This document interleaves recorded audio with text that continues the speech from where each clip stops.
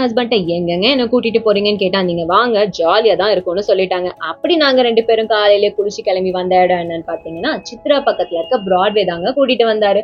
Broadway ஆரம்பிச்ச டைமிங்ல வந்ததுங்க. அதுக்கப்புறம் தலை வச்சு கூட படுக்கல. சோ நானுமே எக்ஸைட்டடா தான் இருந்தேன். என் ஹஸ்பண்ட் எனக்கு என்ன சர்ப்ரைஸ் பண்ண போறாருன்னு. கடைசியில பார்த்தா சர்ப்ரைஸ் எனக்கு இல்லங்க, அவருக்கு தான். டெக்கத்லான் தாங்க கூட்டிட்டு வந்திருக்காரு. என் ஹஸ்பண்ட் சரியான sports person, fitness freak, gym rat, இன்னும் என்ன வேணா சொல்லலாங்க. நான் அவருக்கு அப்படியே ஆப்போசிட். ஏன்னா மனுஷன் காலையில 6 மணிக்கு டான்னு ஜாகிங் போயிருவாருங்க, இந்த வின்டர் டைமிங்லயும்.